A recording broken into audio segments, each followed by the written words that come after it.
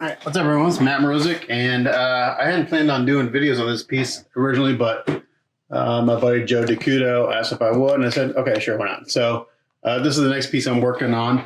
This is a quarter scale Deadpool kit, and as you can see, it's in pieces right now, but I started cleanup on this last night. So the first video, I'm going to show you how I clean stuff up, and then so I'm not going to do like super long videos because it's pretty it's repetitive. So I've got a pile of parts over here that I've kind of already worked on right there. These guys have had the initial cleanup, and this is what I'm working on right now. So I'm going to put the base to the side. And one cool thing about this kit, and I'll show this at the end of this little tutorial, I'll put them together and show you what it looks like as a piece. It's a really nice sculpt. I believe the kit's still available from Joe. I think it's like I want to say it's like a $600 kit. I can't remember because I did this.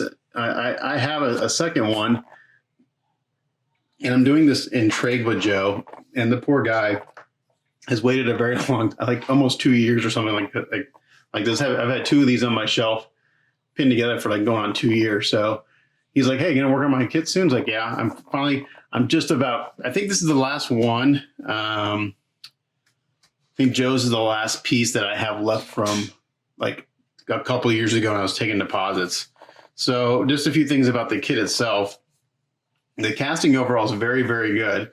Now, this is a true garage kit, meaning that Joe is the molder and caster. He molds these and casts in his house or his garage or wherever he does his molding and casting. So you're getting a raw kit. This isn't like the kits you get from China where they do all the prep work for you, or 90% of it where they take care of the mold lines, fill all the holes, and prime it for you.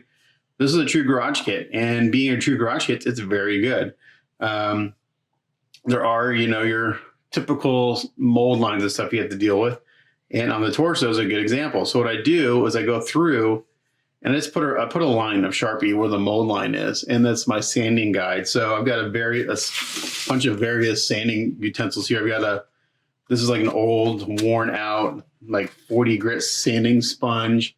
I use these 3M sanding sponges a lot. I don't have any fine. I haven't used fine in a while because I haven't done any like real garage kits in a while.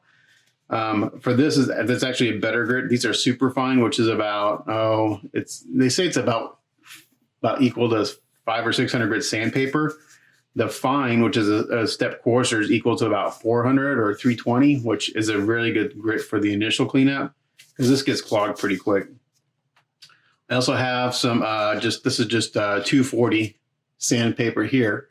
And I've got an X-Acto knife and some various sanding sticks, 180, 100 grit and stuff like that. So the first thing I do is I go through and I sand out this mold line. And the red is just to show me where it is. And if I take one of my sanding sponges and I start to sand, again, for this step, this is a pretty low, pretty high grit sandpaper. So it's not going to take it off right away. As I sand and the Sharpie goes away, I know I've got the mold line taken care of. I'm going to try to, this is actually probably not the best example because the mold line's pretty non-existent on this piece. Some pieces have a bigger mold line than others. Here we go. So right here, you see that straight line? That tells me where the mold line is. So what I'll do is I'll take like maybe the sanding sponge, it's a little coarser, and this is a pretty worn out, so it's not going to do a lot of damage.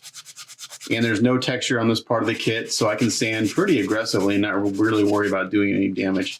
Now, if there's a bunch of texture on this area, a good example would be like on the katanas here.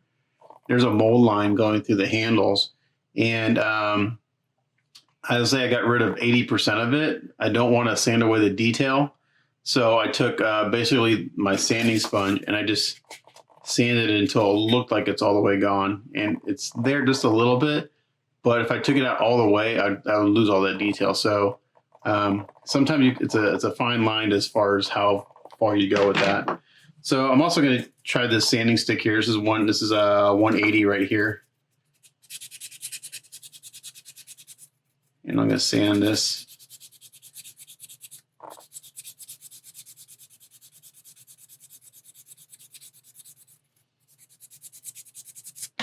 And so that's taking a little longer, so I'm going to go to a 100 grit.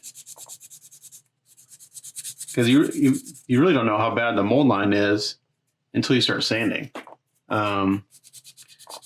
So far, they've been pretty easy to clean up on this piece. All I have left are a bunch of the pouches and the legs. I will say one thing, and again, this is just because there's no prep work done on the kit.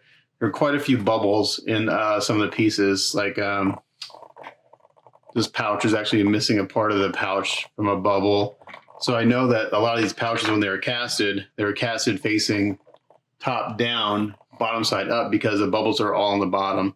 So when you cast, you put the resin in and bubbles tend to rise. So I've got a bunch of bubbles to fix on the bottom of the pouches, which isn't the end of the world. Again, it's a garage kit, so there's going to be stuff like that you got to fix.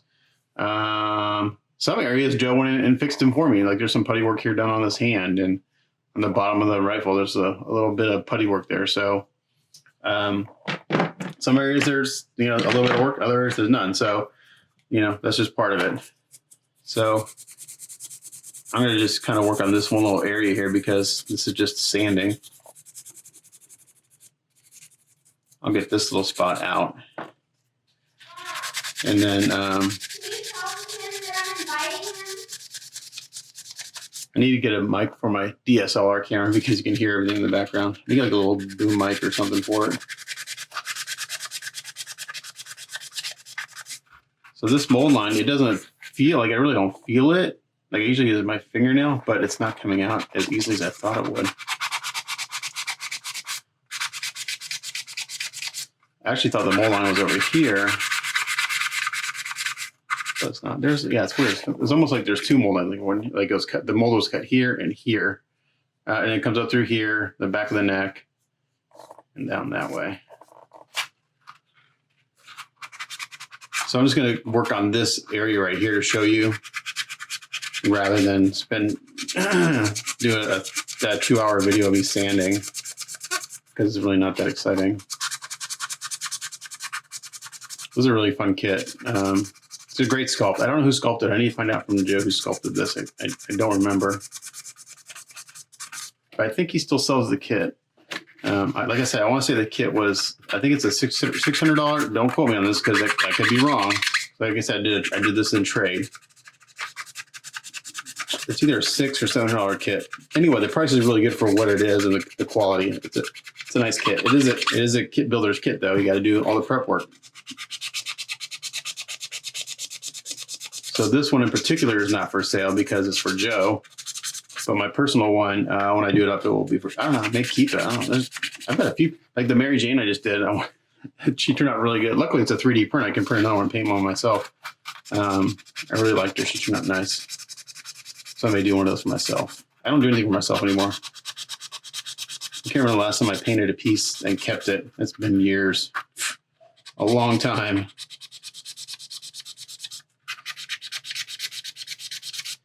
So anyway, I think you get the idea there. So you just sand it till it's gone.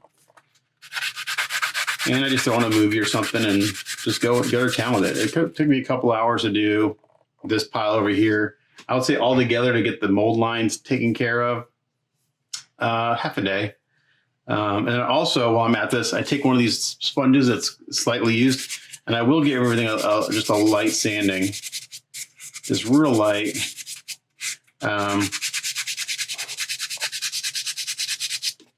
Anything that's got a smooth texture.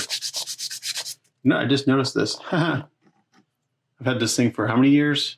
There's actually numbers in the belt for the pouches, but the pouches only fit in one spot, so you can't mess it up. So on a flat surface like this, sometimes I'll take my X-Acto knife and I'll scrape.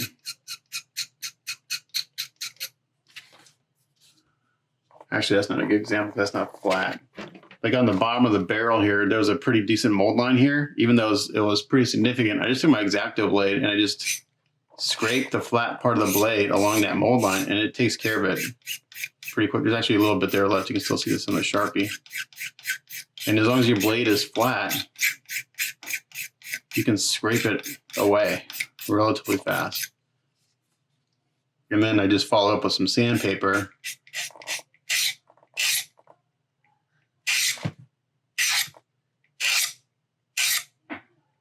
But that makes sure you pretty much have a perfectly flat surface, and I just go follow with a little sandpaper to get out any inconsistency from the scraping. And that's it.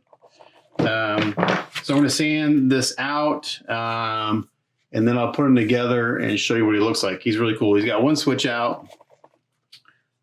His left hand is either holding a taco or a chalupa, or a 357 Magnum, which is right here. So yeah, pretty cool.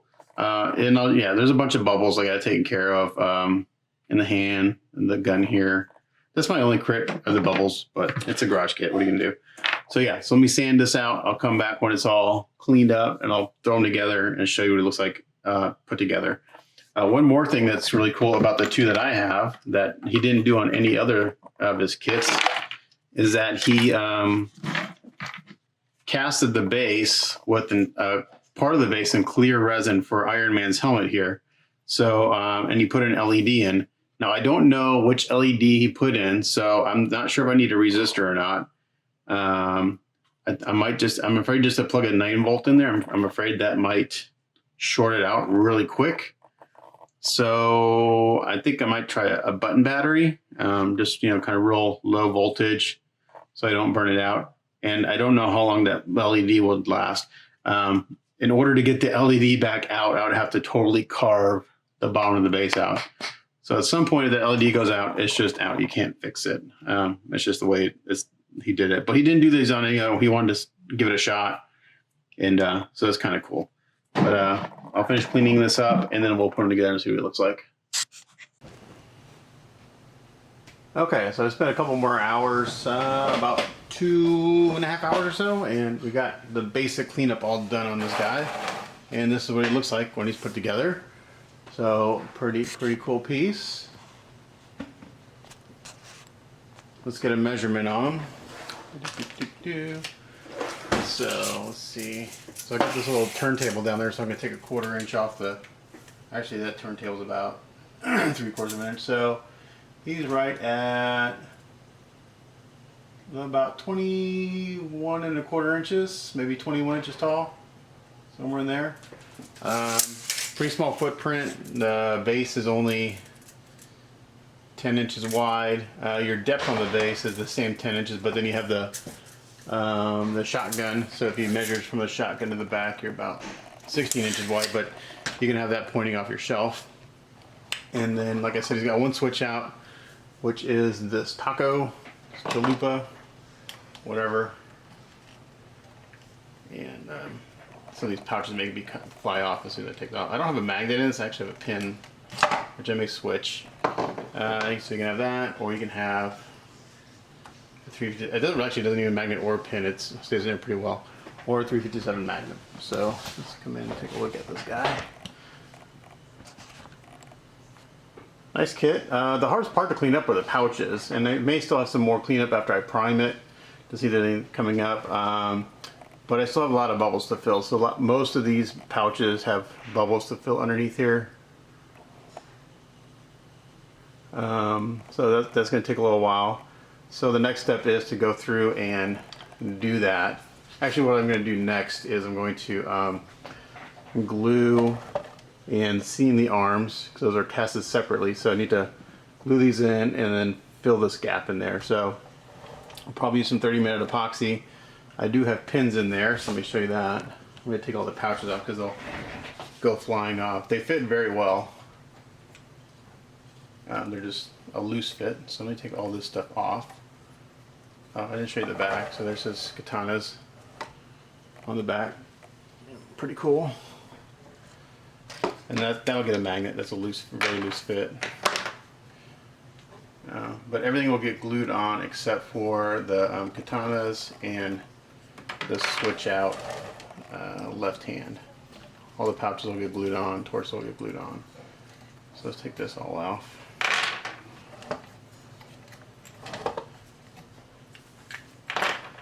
And the head comes off. And this arm comes off. And this hand comes off. And then I've got a real long steel rod in the base here to put them on. So it's a I'm gonna have to re-drill that hole because it's a tight fit.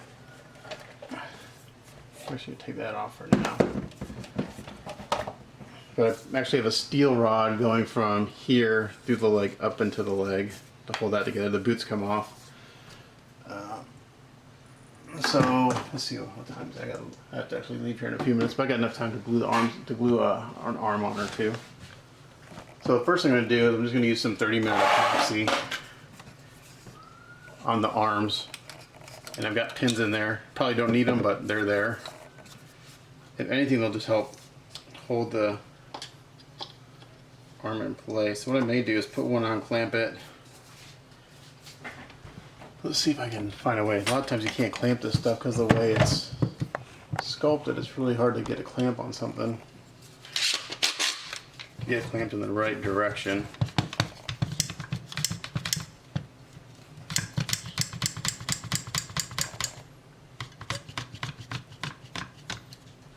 So you gotta get the pressure in the right direction so you don't cause more gaps, which looks like I might do doing that. So I think what I'll do is just, this actually looks pretty good. The majority of the filling will be on the armpit, and I can do that with A's. So let's do this. I'm gonna glue one arm on before I gotta go take my daughter to dance. So some 30-minute epoxy. Actually, this is a 5-minute epoxy.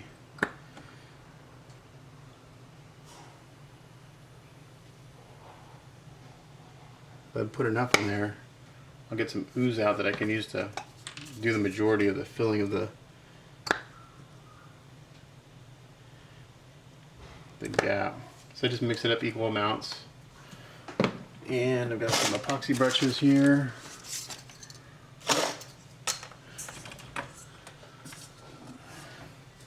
So equal amounts of 5-minute epoxy in here. Now the more you stir this, the faster it's going to kick off, so I just stirred enough just to get it mixed up. Oh, I forgot to have my other stuff ready. I need some Q-tips. And some alcohol. And probably a paper towel. Clean up any squeeze out. Paper towel, alcohol, Q-tips. That way if I get any squeeze out, I can clean it up. So I got a good ample amount. I won't glue the torso onto the waist until after he's together. At least I don't think so. That may change. Maybe easier to work with him if he's kind of assembled.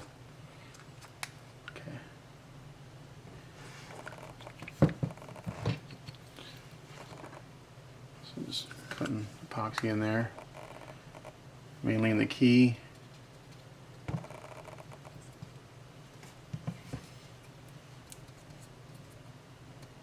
And then I'll put some on the other side.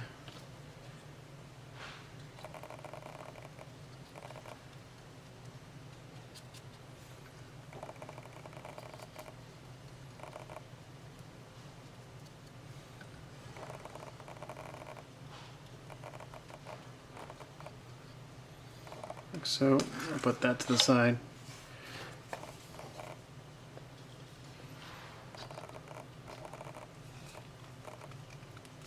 Alright, so we got a good amount of ooze out, which is good. So I can use that as a starting point to fill the gap.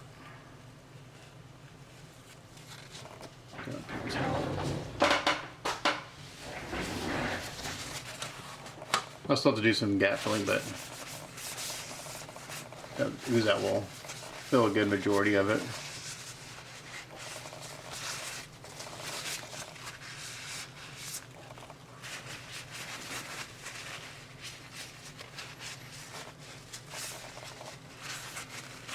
Alright. Just like that. So we'll let this sit, we'll let it sit like this, standing up. So there's no weight put on that arm.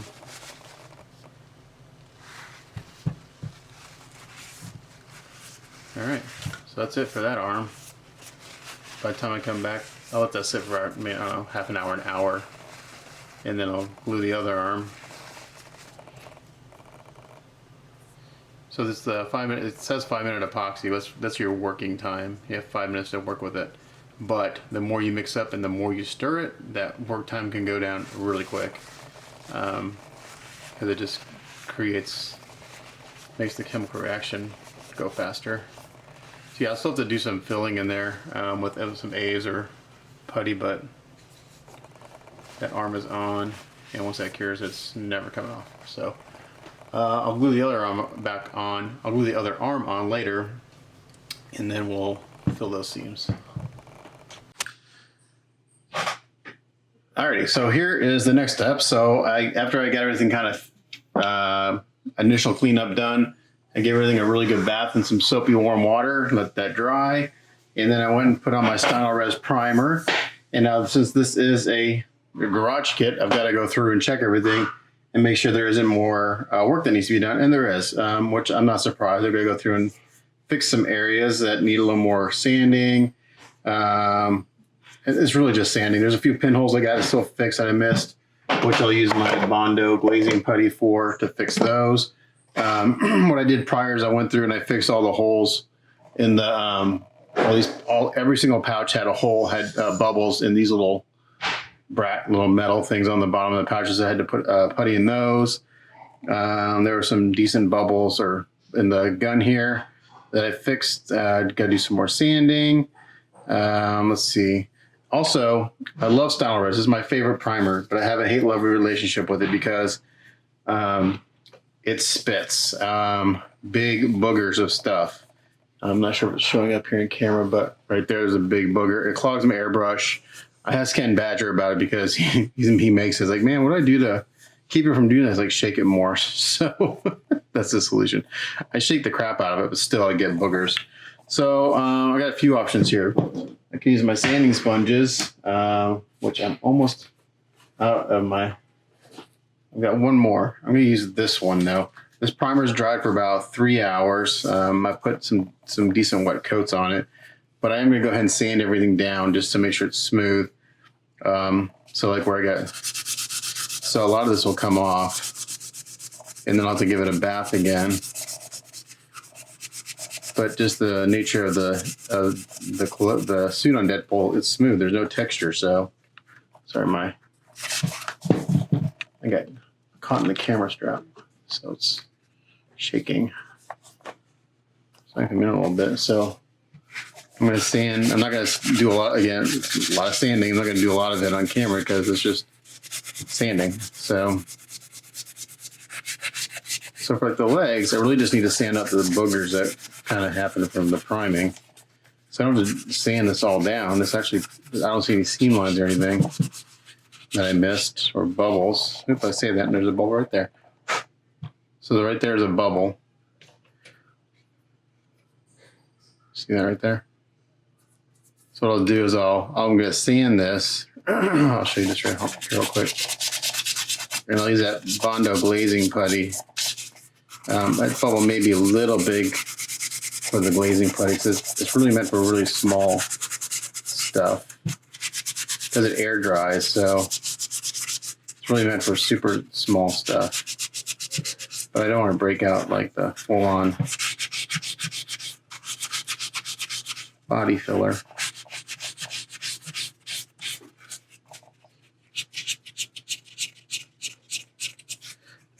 Actually, as much as I love the Stynylrez, I'm going to go back to doing rattle cans for primer. I used the Krylon Max primer for the longest time, but it doesn't sand well. It gums up.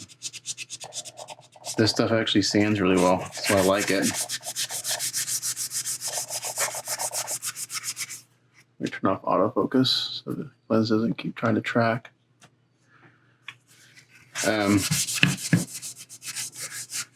But I like it because when it doesn't spit boogers, it sprays super smooth. If you put it on, it doesn't look very smooth, but as it dries, it shrinks up a little bit, captures details really well, and it has really good adhesion. I've never had this primer lift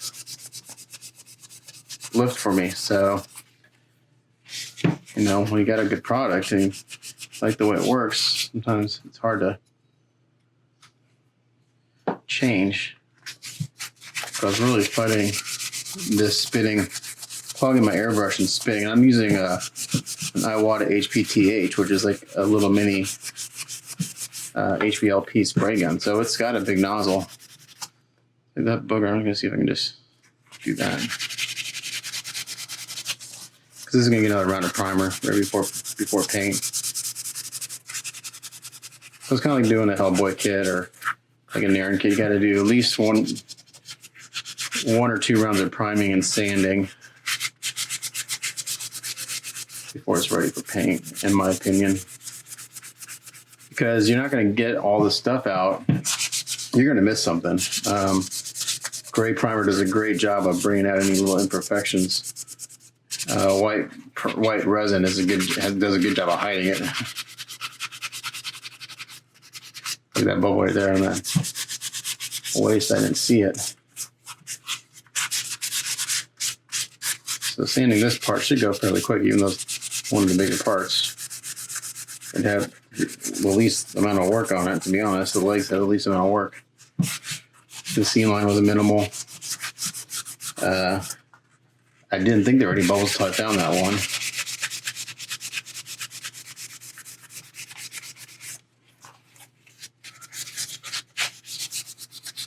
But after I do this and I prime it again, I'll have a good surface for paint. So my goal tonight is to get this sanded down and any little other bubbles fixed. Basically, I want to get this thing primed and ready for paint so I can start painting tomorrow. And I'll, once I get this will be it for this video, just basically a prep video.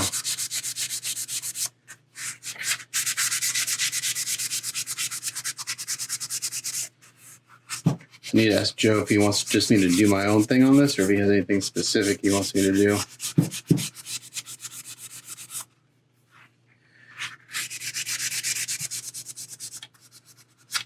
I think if I remember correctly, he's just letting me do my own thing. But again, it's his piece. I need to make sure I do he gets what he wants. On another note, I finished up my 8th Hellboy for a client the other day, and it's going to Australia. And man, does the shipping suck. The cheapest I could find is basically $360 to ship this to Australia. It's crazy. If I shipped the same package to China, it would have been about $200, which is what I thought it would be. But going to Australia for some reason is just higher. It's high. So hopefully, my client, I think she's still sleeping right now because of the time difference. So I sent her a text this afternoon, my time in the U.S. with that quote. She won't see that till late tonight, my time. So I don't know what her reaction is going to be, but shipping prices suck right now in general. Okay. So that's really it for this. It's looking pretty good. Got some booger there.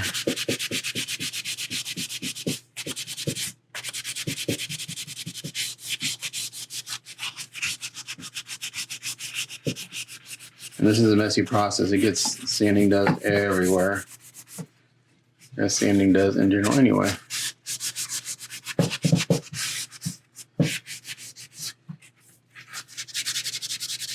So what I'll do is before I move on, I'll go ahead and throw some of that glazing putty in that hole. Where was it? Right here.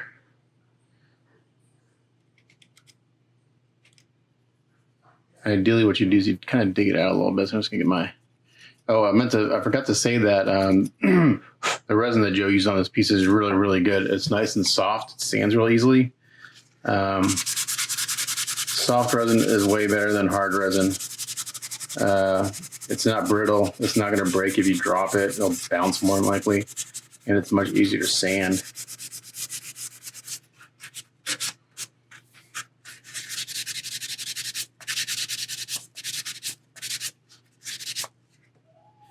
So right here, I got a Here, got a little imperfection of the surface. Let's go do focus back on. Right there, I'm just gonna sand that out. Just like that. So you can see that, I could see the primer, just sand until the primer's gone, and that lets me know that little imperfection is gone.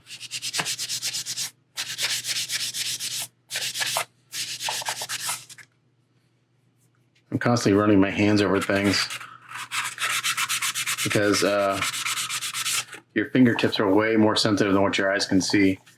So like when I used to paint cars for a living years ago, constantly running my hands over the surface of the car while I'm doing body work and before I paint. It looks like you're molesting the damn thing, but again, your fingertips are going to pick up little imperfections in the surface that your eyes don't see. Like right there's a big snot.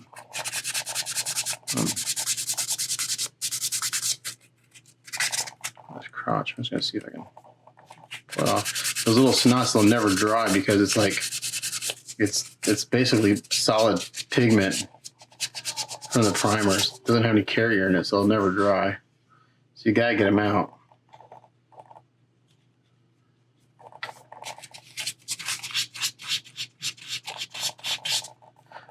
Okay. Now for that little. Oops. I totally just take some on my finger. Actually, let me get a toothpick. So this is Bondo glazing putty. I guess that air dries.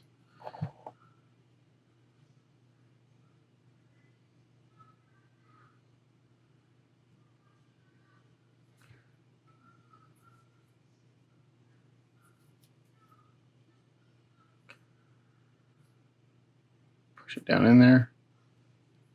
And then I wipe the excess off, so hopefully it helps it dry faster.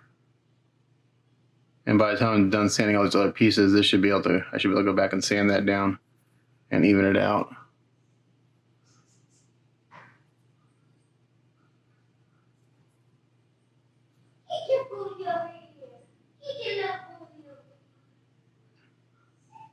You can hear my daughter in the background. She's playing with the dog.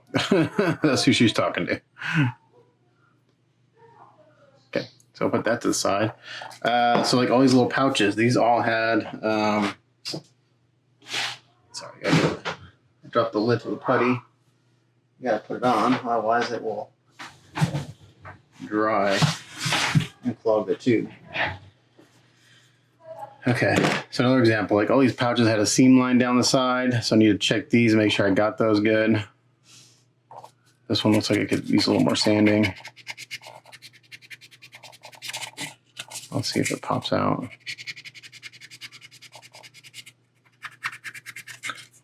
I don't sand, if I don't need to sand it, I won't. Only if I see little imperfections.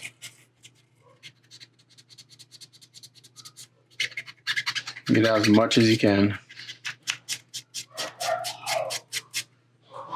Okay, that looks pretty good. Check the bottom where I fixed all the little holes. That looks pretty good. This one's seam line looks like it's gone. I'm not seeing it. I'm gonna give it a little sand anyway since everything's gonna, just to be sure. And I'll know if it's, yeah, see, you can still see it there. See that straight line? Still there a little bit.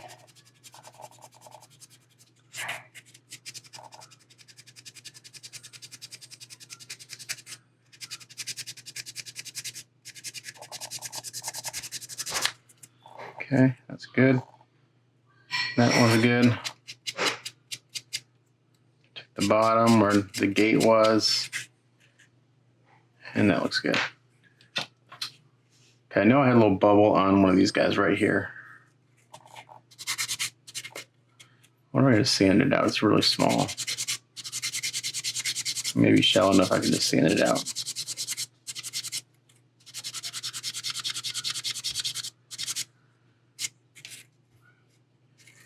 Yeah, we're gonna check the size where the seam lines were. I should say mold lines, not seam lines, they're mold lines. Looks pretty good. So the thing about the mold lines is that the technique, I'll do dry brushing on these in the later. And if there's the mold line there, as soon as I hit that with a brush to dry brush it, it's going to pop out. So I want to make sure they're gone as good as possible. Let's see, I'm going to get a little piece of sandpaper here.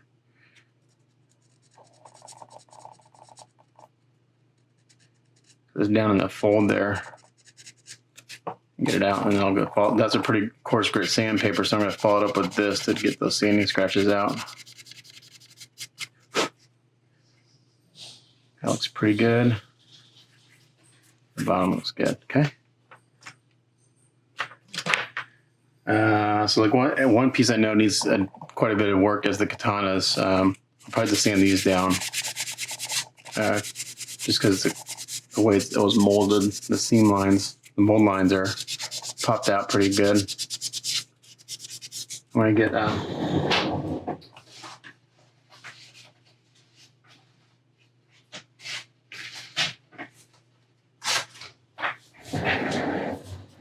this.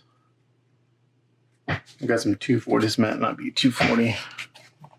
What is this? This is 240. I wish I had some 320 sandpaper, but I don't. 320 would be perfect for this kind of thing. I've got some 240 here.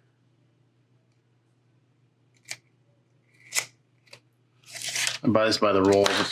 I bought rolls and rolls of it, like a roll of 240, 180, and I got the 400 a couple of years ago, and I've yet to go through it.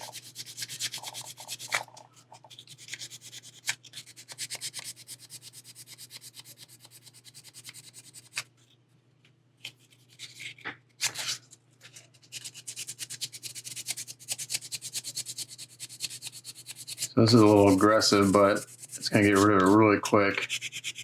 Get rid of that mold line really quick, and I just followed up with the superfine sanding sponge, which is about 400 grit sandpaper, which is perfect for priming before paint.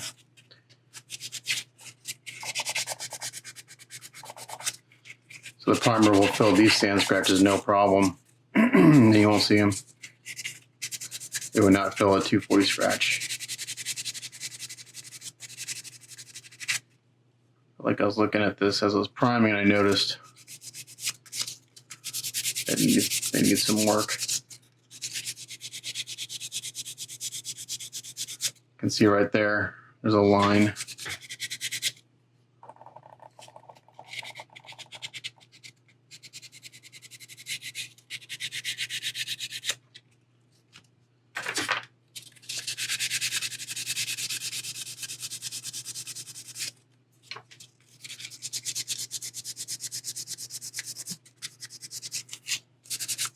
See right there, that line, that's the mold line. A couple swipes with that sandpaper and it's gone. So even though I spent a ton of time on this, on the prep, I still miss stuff. I say this all the time. My work is not perfect by any means, but I do the best I can.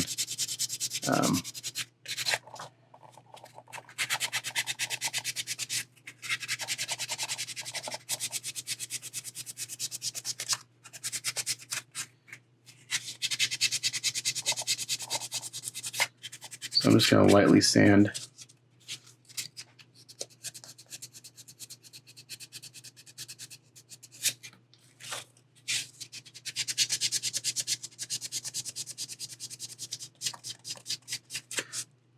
Okay, let's see what else.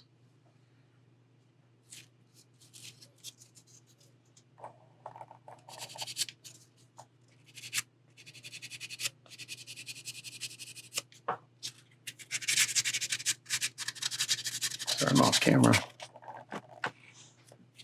Let me zoom out a little bit.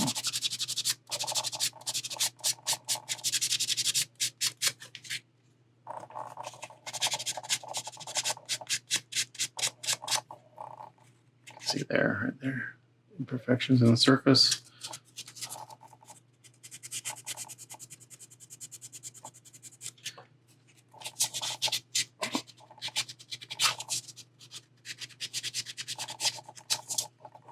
Yeah, I may rattle can this final coat of primer because I don't want it to deal with sand and boogers out from the style res. I don't have to sand it, it's fine. Like I said, the Krylon Max primers, it's actually a really good, it's a good primer to paint on. It just doesn't sand well. I used it for years and sanded it, but when I kind of discovered this, I know a lot of guys use like Duplicolor sandable primer. I've used that a few times. I don't know. I'm not a huge fan of it, but I know guys that swear by it. So whatever works for you. These blades have got to be really smooth because these are going to get a chrome-esque finish.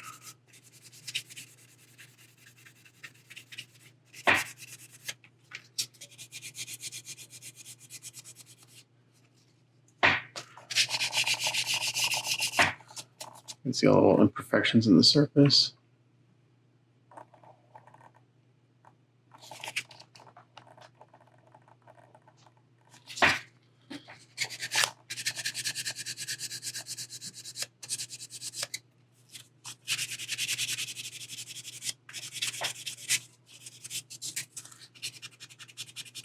So I'm going to continue to do this. I think you get the gist. Basically, you go through and check all the pieces, look for any imperfections, and get as many out as you can. And then that should be it for this part.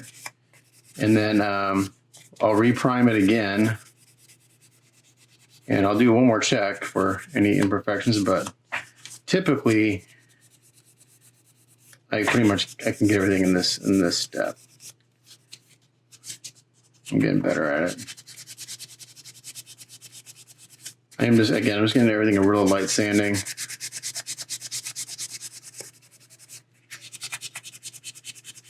This sanding pad's fairly used. It's what I used to clean up the resin originally, so it's not super aggressive.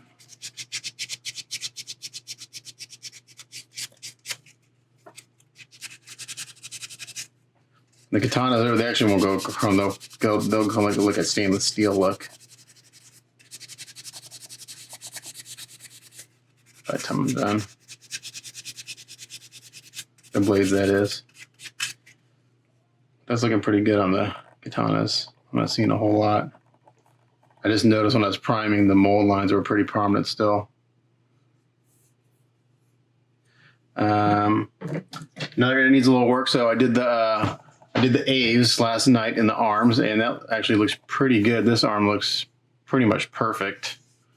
Not seeing anything that's sticking out. I'm gonna need to do a little sanding here. This arm, this joint looks really good. It's a little messy in the armpit. I'll try to sand that smooth a little bit, but that's really the only areas. And on this piece, there was a pinhole down here I fixed, or a bubble.